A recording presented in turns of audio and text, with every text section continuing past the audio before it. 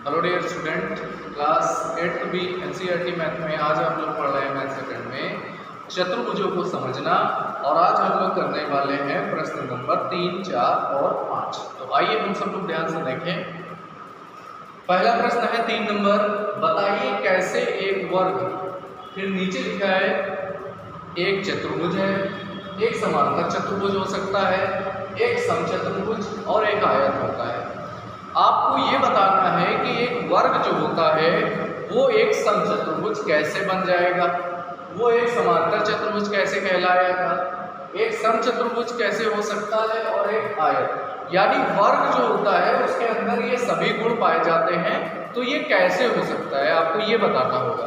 तो उसके लिए आपको सबसे पहले तो इन सब की आपको गुण मालूम हो, इनकी आपको परिभाषा मालूम होनी चाहिए, तब आप इसको बता सकते हैं। जैसे कि पहला भाग है, देखिए वर्ग जो है वो एक चतुर्भुज कैसे हो सकता है। आप सभी लोग जानते होंगे कि चतुर्भुज के अंदर 4 भुजाएं होती है, और बेटा वर्ग के अंदर भी 4 भुजाएं होती हैं।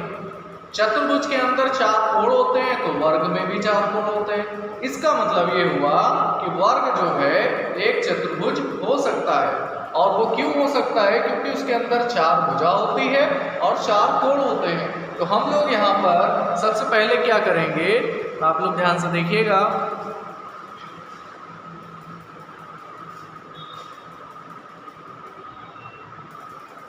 आपको बताना है वर्ग एक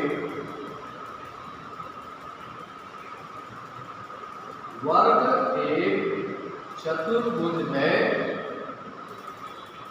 क्योंकि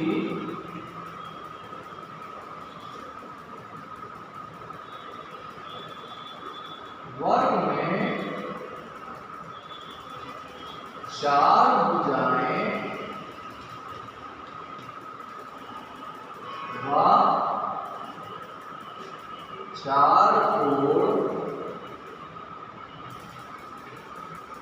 होते हैं।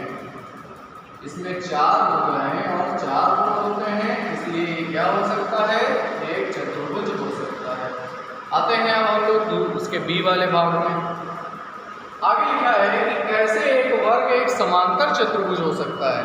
तो बेटा एक बात बताइए मुझे, समांतर चतुर्भुज में आमने सामने की भुजा बराबर होती है, तो वर्ग में भी ऐसा संभव है। वर्ग की 4 भुजा बराबर होती है, तो हम वर्ग में ये भी कह सकते हैं कि वर्ग में आमने सामने की भुजा क्या होती है? बराबर होती है। इसलिए वर्ग भी एक समांतर चतुर्भुज बन सकता है। तो हम लोग यहाँ क्या लिखेंगे?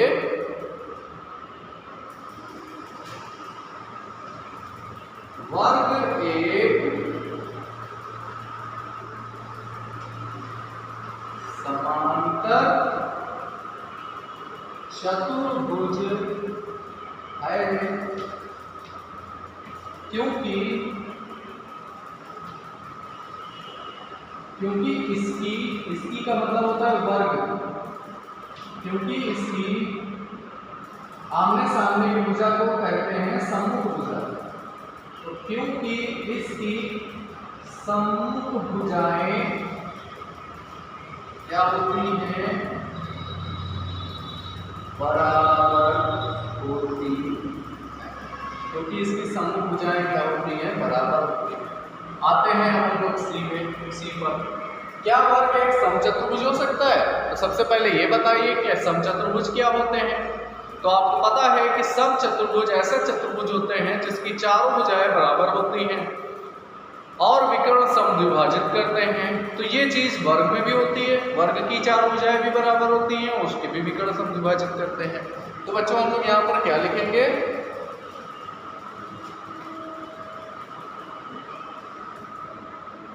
वर्ग एक समचतुर्भुज है क्योंकि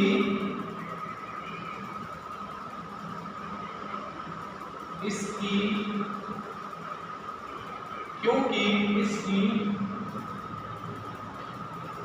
4 भुजाएं बराबर, क्योंकि इसकी चारों भुजाएं बराबर वह विकर्ण एक दूसरे को समद्विभाजित करता है। विकर्ण एक दूसरे को क्या करता है बच्चों? समद्विभाजित करता है। विकर्ण एक दूसरे को समद्विभाजित करता है, इसलिए यह क्या हो सकता है? समचतुर्भुज हो सकता है। अब बेटा बारी आती है आखिरी बात की, डी की, तो हम यहाँ पर डी लिख देते हैं। अब आपसे ये कहा जा रहा है कि क्या वर्ग एक आयत हो सकता है? बेटा बताइए आयत क्या होता है? आयत की आमने सामने की भुजा बराबर होती है, यानी सम्मुख भुजा बराबर होती है, प्रत्येक कोण 90 अंश का होता है। तो वर्ग की भी आमने सामने की तो बराबर होती है और वर्ग में भी प्रत्येक कोण 90 अंश का होता है। तो बिल्कुल ये सही है। आप यहाँ पर क्या लिखेंगे बताइए जरा? वर्ग एक आयत है। वर्ग एक आयत है क्योंकि इसकी सम्मुख भुजाएं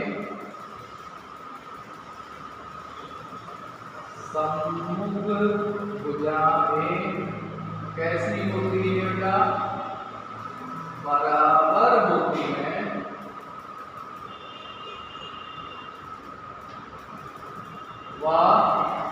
प्रत्येक कोण, बेटा दोनों का प्रत्येक कोण क्या होता है? 90 अंश। तो प्रत्येक कोण क्या होता है? 90 अंश होता है, यानी इनका जो कोण है वो क्या होता है? 90 अंश होता है, इसलिए ये आयत भी हो सकता है। ठीक है बेटा, आइए अब हम लोग अगला प्रश्न देखें। देखिए बेटा नेक्स्ट प्रश्न अगला बोला जा रहा है प्रश्न नंबर 4। एक चतुर्भुज का नाम बताइए जिसके विकर्ण एक दूसरे को समद्विभाजित करते हो। हमें ऐसे चतुर्भुज का नाम बताना है। एक दूसरे को लंब समद्विभाजित करते हो, उसके विकर्ण ऐसे चतुर्भुज कौन से होंगे? और ऐसे चतुर्भुज कौन से हैं जिनका विकर्ण बराबर होता है? तो बेटा सबसे पहले ध्यान रखिए कि चतुर्भुज तो कई प्रकार के हैं। वर्ग, आयत, समांतर चतुर्भुज, समचतुर्भुज ये सब होते हैं, पतंग भी होती है। लेकिन हमें वो चतुर्भुज बताने हैं जिसके विकर्णों में ये बातें होंगी, ये खास बात हो। हमें उन चतुर्भुजों का केवल नाम बताना है। तो देखिए एक दूसरे को समद्विभाजित करते हैं विकर्ण। ऐसे हमारे पास कौन से चतुर्भुज हैं जिसके विकर्ण एक दूसरे को समद्विभाजित करते हैं? तो बच्चों ध्यान से देखिएगा, ए वाला भाग। ऐसे चतुर्भुज में वर्ग आता है, आयत भी आता है, ये भी है, और इसके साथ साथ समांतर चतुर्भुज और समचतुर्भुज भी आते हैं। समांतर चतुर्भुज व समचतुर्भुज, ये कुछ नाम बेटा। इनके विकर्ण समचतुर्भुज, समांतर चतुर्भुज, इन सब के विकर्ण क्या करते हैं बेटा? एक दूसरे को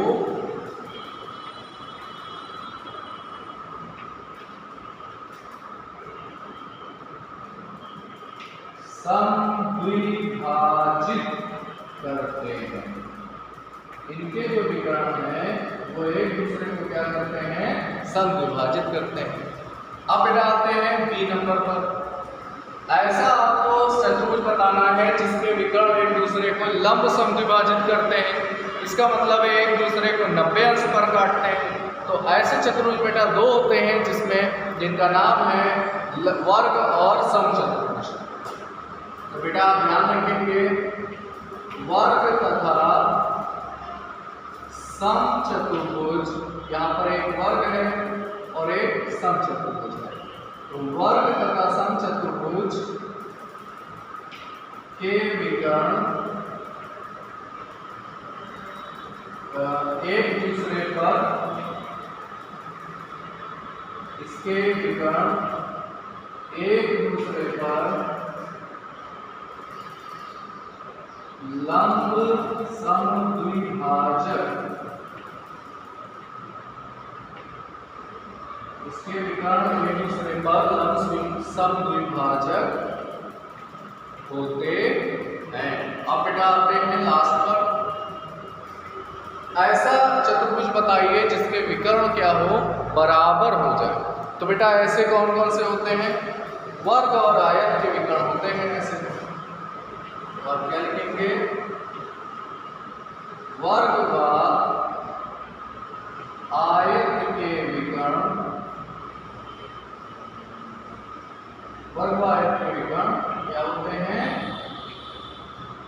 बराबर होते हैं।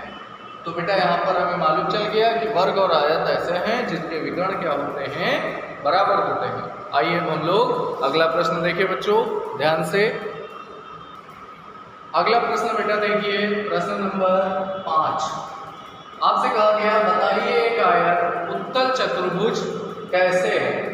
सबसे पहले बच्चों उत्तल चतुर्भुज क्या होगा, उत्तल चतुर्भुज ऐसा चतुर्भुज होता है जिसके विकर्ण जिसके शीर्ष उभरे हुए होते हैं और उसके जब विकर्ण हम मिलाते हैं तो विकर्ण उस चतुर्भुज के अंदर होने चाहिए। यानी उत्तल चतुर्भुज ऐसा चतुर्भुज है जिसके विकर्ण जो होते हैं वो उस चतुर्भुज के अंदर पाए जाते हैं। तो आप लोग ध्यान से देखिएगा, इसका आंसर होगा एक आयत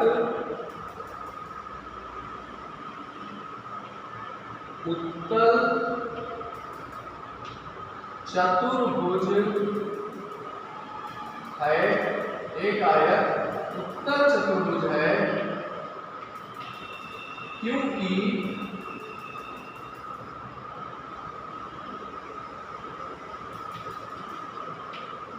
उसके शीर्ष उभरे हुए होते हैं बच्चों। वहां पे आपको क्या लाइन लिखना होगा, उसके शीर्ष उभरे हुए हैं तथा विकर्ण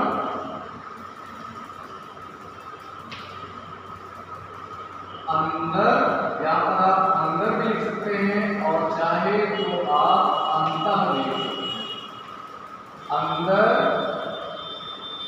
स्थित होते हैं। अब बच्चों यहाँ पर आपने देखा कि उसके विकर्ण क्या होते हैं, अंदर होते हैं।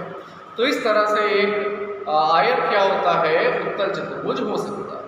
अब बच्चों एक प्रश्न 6 है, इसको आप लोग एक बार कोशिश करिएगा, नहीं तो अगले वीडियो में हम लोग इसको भी डिस्कस करेंगे और हमारा ये चैप्टर फिनिश हो जाएगा। आप सभी लोग अपना डेली होमवर्क भेजें, अब आपको वर्कशीट से रिवीजन कराना शुरू होगा। ठीक है बच्चों, okay, thank you day student.